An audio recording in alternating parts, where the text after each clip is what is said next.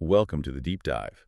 We're here to offer a concise, objective look at this past week's most significant events. Yes, we'll be conducting a focused examination of the regional and national affairs dominating the landscape, especially key federal actions. Our goal is to provide you with a critical overview, sticking to the facts. Precisely. Our mission is to distill those core facts, look at the competing perspectives from various sources, all without generating alarm. We want you to have a comprehensive understanding of three major federal directives in the last 5 days and, well, the conflicts they've sparked.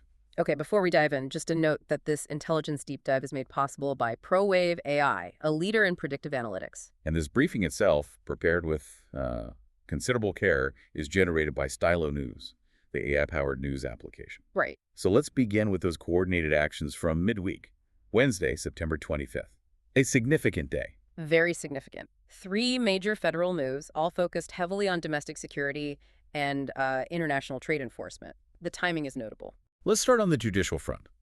The Department of Justice, specifically Deputy Attorney General Todd Blanche. He directed federal prosecutors across multiple key jurisdictions, New York, Maryland, D.C., Detroit, Chicago, California, to launch investigations. And the target. George Soros's Open Society Foundations, OSF. Okay, let's unpack that a bit. Todd Blanche, he's the number 2 at DOJ, so this carries real weight. Absolutely. And the directive, it seems to stem directly from a conservative report. A report alleging OSF funded, quote, pro-terror groups, or groups linked to extremist violence. That's the allegation, yes. And the figures mentioned are substantial. Reports suggest over $80 million are under scrutiny. Wow.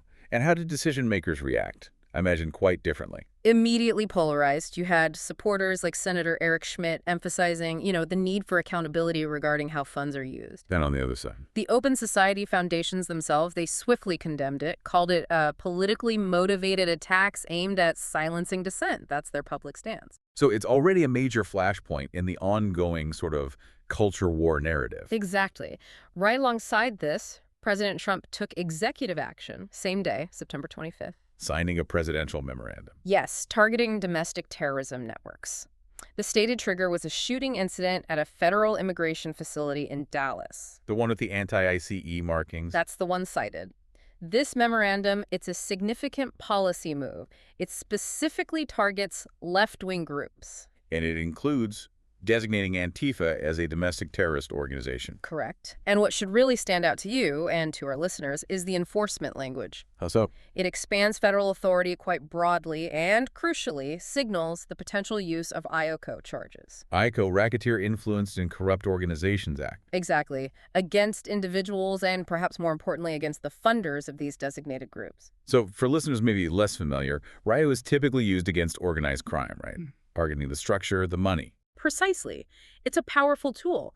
Applying it, or even threatening to apply it, to political organizations or their donors, well, that's a major legal escalation domestically. So if we connect the dots here, the DOJ is investigating OSF funding streams. And this memorandum authorizes potentially using RITO against funders of groups like Antifa. It looks like a unified strategy, yes. Attacking perceived opposition not just through arrests, but by targeting their financial and organizational structures. Okay, now also on that same day, September 25th, there was a third major action, seemingly separate, involving trade. Yes. U.S. Customs and Border Protection, CBP, executed a significant trade enforcement action, a surprise ban. On imports from who? Taiwan's giant bike manufacturer, a huge name in the industry. Giant bikes, okay. And the reason given? Allegations of forced labor in their manufacturing process, stark and immediate. That must have immediate consequences, both here and internationally. Absolutely. Domestically, you're looking at supply chain disruptions for consumers, for local bike shops relying on those products. It's an economic shockwave for that sector. And internationally. Yeah. Particularly with Taiwan. Well, it creates immediate strain. We know Taiwan's Ministry of Economic Affairs had to quickly mobilize assistance efforts. And this is happening while the U.S. and Taiwan are in tariff negotiations. Exactly. Delicate negotiations. Using a forced labor ban against a major Taiwanese company like Giant, it's a powerful lever in those broader trade talks. It certainly raises global scrutiny on human rights and supply chains, doesn't it? It does. And it suggests that, aggressive enforcement, whether domestic or international, seems to be the prevailing theme of the week's actions. Okay, so that covers the flurry of activity midweek. But things escalated further, particularly in the Pacific Northwest, by the end of the week. Friday, September 27th through the 29th. That's right. We shift focus now to Portland, Oregon. President Trump authorized the deployment of federal troops there. Correct. The stated rationale was protecting immigration and customs enforcement, or ICE, facilities. This follows the administration's increased focus on groups like Antifa, now designated domestic terrorists. And this wasn't the first such deployment recently. No, it follows similar federal presences we've seen in Los Angeles, Washington, D.C., and Memphis. Portland is the latest. Now, the language used in the authorization, that drew a lot of attention. Extremely important language. The president authorized the use of full force if necessary. Full force.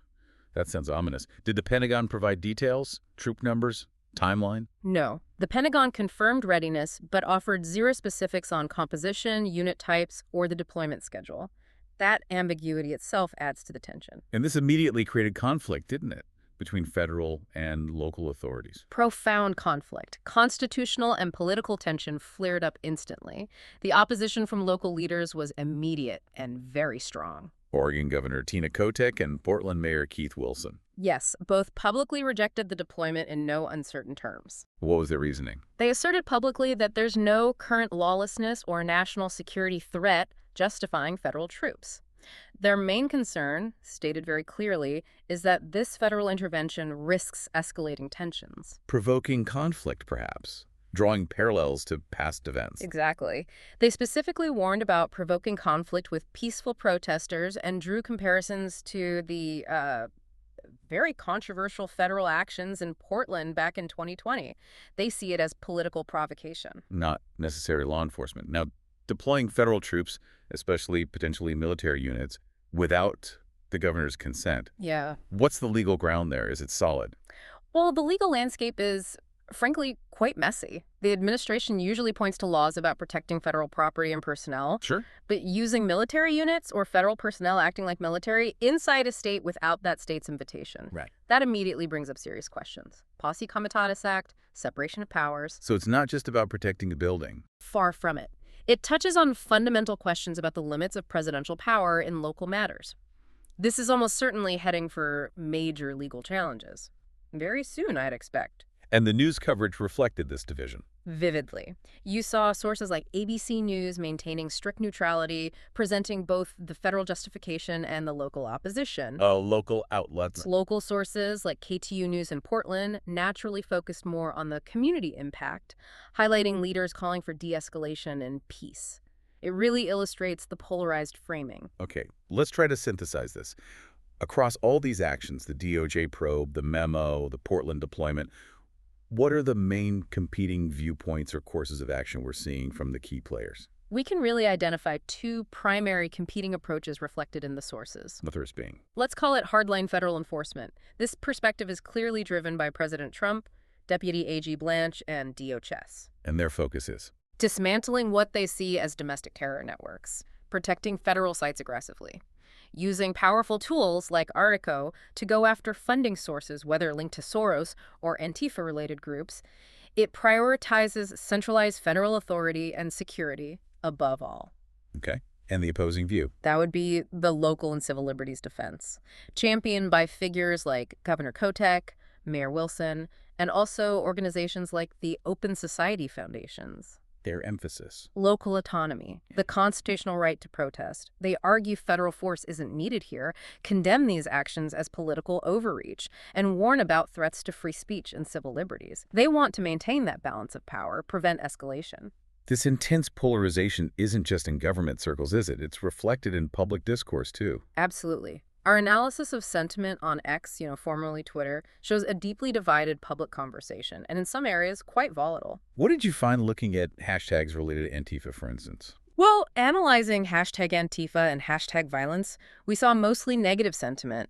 Around 60% of the posts we tracked linked the group to property damage, vandalism, things like that. But not entirely negative. No, you can't ignore the counter-narrative. About 25% of posts expressed positive sentiment, defending Antifa as a necessary defense against fascism. So, very polarized. What about broader anti-government sentiment? Does the data show if this online rhetoric translates into real-world threats? That's the critical question, isn't it? It's hard to definitively link online talk to physical action, but what the Stylo AI can confirm is the breadth and intensity of the hostility. How so? Hashtags like #CivilUnrest2025 show a really heavy negative lean.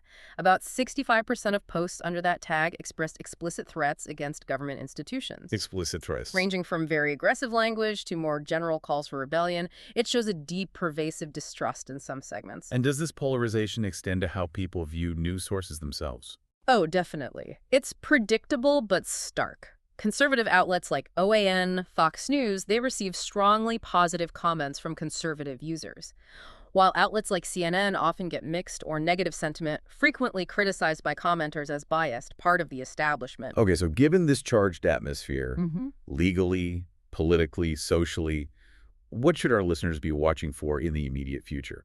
What are the likely next steps? We see three main areas likely to dominate the narrative soon.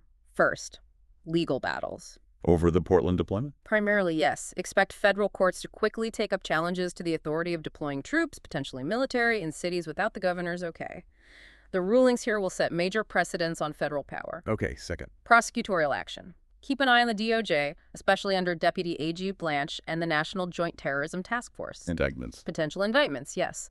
More aggressive legal moves targeting those Soros-linked organizations and, importantly, the alleged financiers of designated domestic terror networks. This is where that RPO threat could materialize. And the third area? The trade resolution. Specifically concerning giant bicycles? Will they be able to fix the forced labor issue? They have to try. They'll need to adjust their supply chain, demonstrate compliance with U.S. labor standards. Whether they succeed or fail in getting that import ban lifted will tell us a lot about the U.S. commitment to this new, aggressive enforcement posture, even with allies like Taiwan. All right. Before we wrap up, perhaps a final thought for our listeners to consider from this very complex week. Yes, something to mull over. What we've seen this week is a really significant convergence. You have foreign policy concerns, trade, labor rights meeting aggressive domestic security enforcement. Blurring the lines. Exactly. It fundamentally challenges the traditional balance between federal authority and local governance, between foreign and domestic policy tools. It feels like a critical moment, potentially shifting the nation's political and legal structure in ways we haven't seen before. A complex picture indeed. And that analysis, delivered with, we hope, precision and neutrality, was synthesized using the Stylo News AI engine. That's right. Stylo draws from a vast array of sources. Over 250 news feeds, social media platforms like X, forums, even video captions, both traditional and newer sources, all to provide this kind of deep dive briefing. We encourage you to subscribe to Stylo News. You get AI-powered news on demand, plus deeper global intelligence. You can find out more and start a free trial at www.stylonews.com. That's STYLOnews.com. Well, thank you for joining us for this deep dive into the source material shaping recent events. We really appreciate your time and attention. Please do watch more Stylo News reports, and you can follow us on your favorite social media platforms as well. Until next time.